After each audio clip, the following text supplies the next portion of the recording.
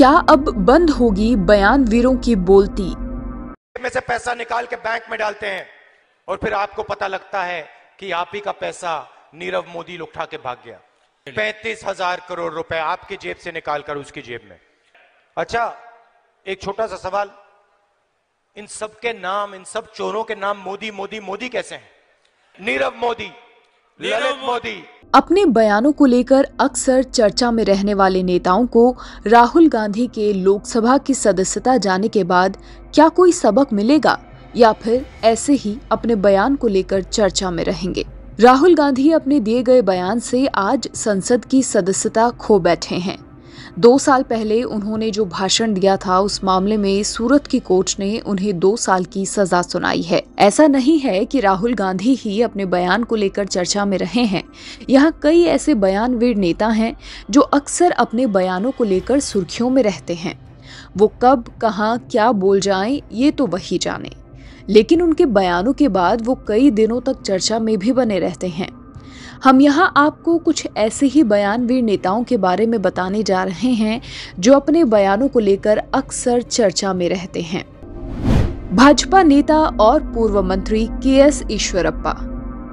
अपने बयानों को लेकर चर्चा में रहने वाले कर्नाटक के भाजपा नेता और पूर्व मंत्री के.एस. ईश्वरप्पा ने अजान को लेकर विवादित टिप्पणी की थी।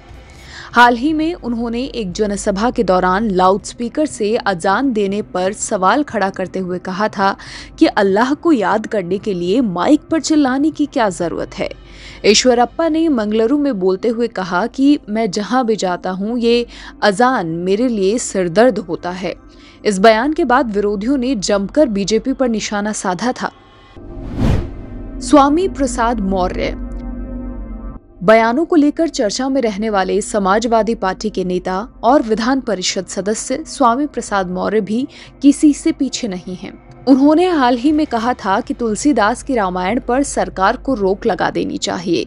इस रामायण में दलितों और पिछड़ों का अपमान किया गया है। मौर्य ने कहा कि अगर सरकार इस ग्रंथ पर प्रतिबंध नहीं लगा सकती है तो उन श्लोकों, दोहों और चौपाइयों को हटाया जाना चाहिए जिनसे दलित समाज का अपमान होता है।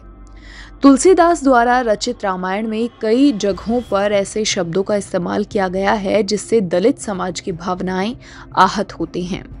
उन्होंने कहा कि जब तुलसीदास ने रामायण लिखी तो उसमें कहा गया है कि नारी और शूद्रों को पढ़ने का अधिकार नहीं दिया जाना चाहिए। स्त्रियों और शूद्रों को पढ़ने लिखने का अधिकार अंग्रेजी हुकूमत ने दिया।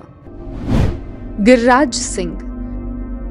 भारतीय जनता पार्टी के फायर ब्रांड नेता और केंद्रीय मंत्री गिरिराज सिंह ने भी अक्सर अपने बयानों को लेकर वो सुर्खियों में रहे हैं।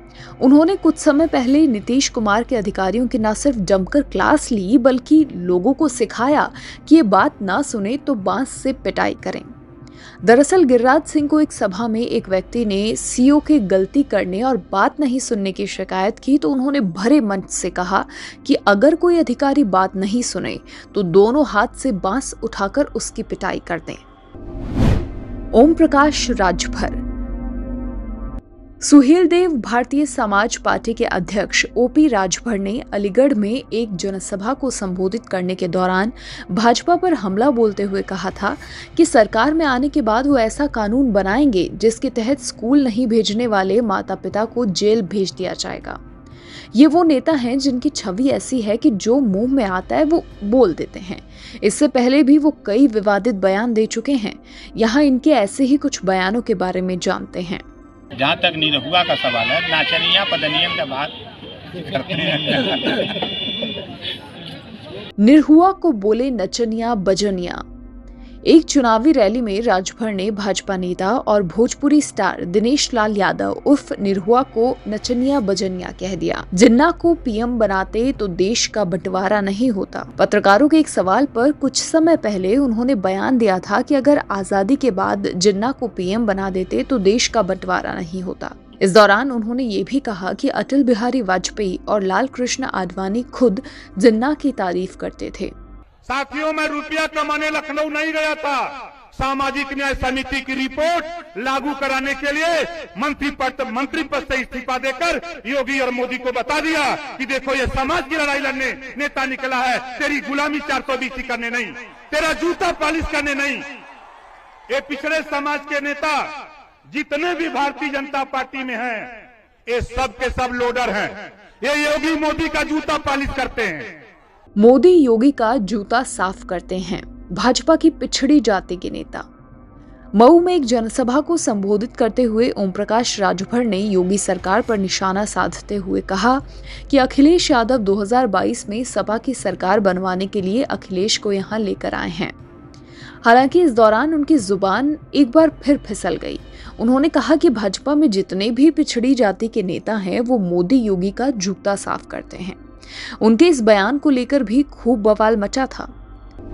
केशव प्रसाद मौर्य के हालिया बयान और उनके मायने।